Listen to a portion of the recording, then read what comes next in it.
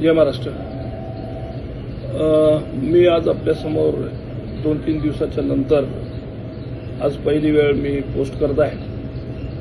बऱ्याच दिवसापासून वेगवेगळ्या चर्चेला उधाण येत आहे.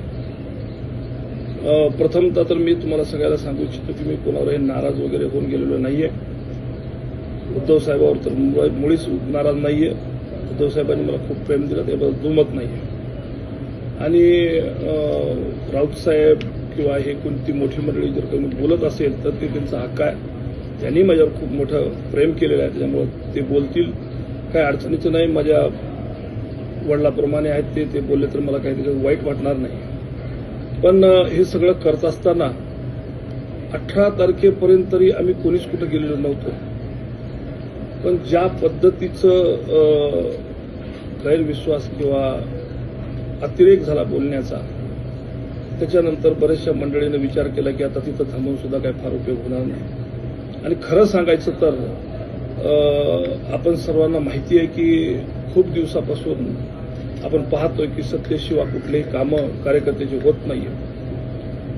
त्यामुळं कदाचित या सगळ्या गोष्टीचा जे काही मी पाऊल उचललं त्याच्या मागचं एक मोठं कारण असू शकते की माझ्या मतदारसंघामध्ये विकास कामे करावं लागतील. लोकांनी खूप मोठ्या आशेनं मला निवडून दिलेलं आहे आणि मला त्यांची कामं करणं कर्मप्राप्त आहे. आणि तुम्हालाही माहिती आहे सगळ्याला की आपल्याला कुठल्याही प्रकारची निधी मिळत नव्हती. माझ्याकडं जे असणारे 5 कोटी रुपये जे MP लाडमधून मिळतात ते अतिशय अपुरे आहेत. आणि प्रत्येक गावात गेलं की प्रत्येकाला काही ना काहीतरी अपेक्षा आहे. त्यांनी खूप मोठ्या आशेनं मला खासदार म्हणून निवडून दिलेलं आहे. तर मी यांची कामे कशी करायची किंवा निधी कुठून मिळवायचा किंवा मग लोकांची जी काही कामं असतील, मग तहसीलमधले असो, पंचायतमधले असो, नगरपंचायतमधले असो, नगरपालिकेतले कोणचे फॉरेस्टचे असो किंवा कुणाचे कुठलेही जे काही कामं करायची असतील तर तुम्हाला सगळ्याला माहिती आहे की हे कामं होत नव्हते. सत्तेमध्ये असल्याशिवाय करता येत नव्हते. त्यामुळं हे पाऊल उचललं असेल. कदाचित बऱ्याच जणांना पटलंही असेल, बऱ्याच जणांना पटलंही नसेल. पण मी जसं सांगत असतो की जनता जनार्दन आहे आणि मला माझ्यावर खूप त्या लोकांनी सगळ्यांनी प्रेम केलेलं आहे. मला खूप मोठ्या आशेने निवडून दिलेलं आहे. आणि मी त्यावेळेस कदाचित मी म्हणत होतो निवडणुकीच्या आधी की मी तुमच्या सालानं मला ठेवा आणि मी तुमचं साल नेकीनं पार पाडेल. मी 2 वर्षापासून प्रयत्न करतोय. सगळं निष्ठेनंच आपल्यासोबत आहे, पुढेही राहणार आहे. पण मला काम तुमचे जर करायचे असतील, जर निधी जर आणायचा असेल, आपल्याकडे विकास जर आणायचा असेल तर सत्तेत जाणं हे कर्मप्राप्त आहे. आणि त्यामुळं हे पाऊल मी उचललेलं आहे. जसं मी बोललो होतो की आपल्या सालानी मला ठेवा, मी नेकीनं काम करेल, तसंच मी आजही बोलतोय की मी तुमचे नक्की नेकीनं काम करेल आणि माझ्यावर जी तुम्ही जबाबदारी टाकलेली आहे ते मी पूर्णपणे पार पाडेल. त्याबद्दल दुमत कोणी बाळगायचं कारण नाहीये. आता बरीचशी मंडळी माझ्यावर खुश असू शकते, बरीचशी मंडळी माझ्यावर नाराज असू शकते. पण ज्यांना कळायला असेल की मी का गेलोय तर ते लक्षात घेतील. गेल्या जवळपास वडिलांनी राजकारण थांबवलं तसं 17 वर्षापासून तुम्ही मला ओळखता. मी तुमच्या सानिध्यात आहे. तुम्ही मला खूप मदत केली, खूप माझ्या पाठीशी खंबीरपणे उभा टाकलात आणि तुम्हालाही माझा स्वभाव माहीत आहे.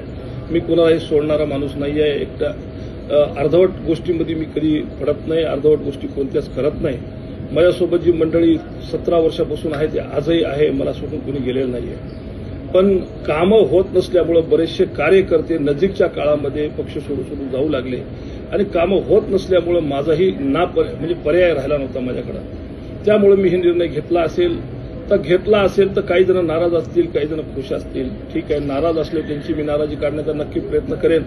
माझ्या कामातून, माझ्या कार्यातून, माझ्या विकास कामातून मी त्यांना मनवण्याचा प्रयत्न करेन, मी त्यांना रिझवण्याचा प्रयत्न करेन आणि माझ्या कार्यातून त्यांना मी नक्की एका दिवशी त्यांना चांगलं वाटेल आणि ते माझ्यावर खुश होतील असा मी प्रयत्न नक्की करेन.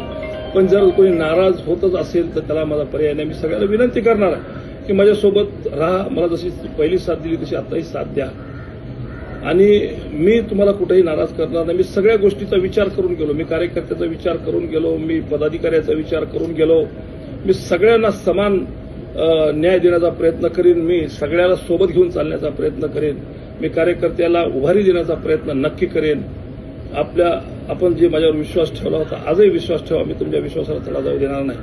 आणि मी काय दुसरं कुठं गेलेलो नाही आहे. शिवसेनेतून शिवसेनेतच गेलेला आहे. विचारधाराला कधीही बाजूला टाकलेलं नाहीये. विचारधारा सोडून मी कधी वागलेलो नाहीये आणि पुढेही कधी वागणार नाहीये. मी शिवसेनेतच आहे, शिवसेनेतच राहणार आहे. त्यात काही दुमत नाही. विचारधारा मी नाही सोडलेली आहे बांधवांनो, तसे त्याची काही काळजी करू नका. पण काही मंडळी मी बघतोय की रागाच्या भरामध्ये काहीतरी असंविधानिक बोलतायत. माझी विनंती आहे आपल्याला, हात जोडून विनंती आहे आपल्याला, असंविधानिक नका बोलू. संविधानिक बोला. तुमचा राग करायचा व्यक्त व्हा, नक्की व्यक्त व्हा. मी जर कुठं चुकलो असेल तर माझ्यावर राग करणं तुमचा हक्क आहे, मला नक्की करा, पण असंविधानिक नाही. असंविधानिक बोलू नका, विनंती आहे आपल्याला. कारण कसं आहे की एकदा माणसाचे मन तुटल्याच्या नंतर पुन्हा जुटत नसतात आणि बोलणं हे थोडंसं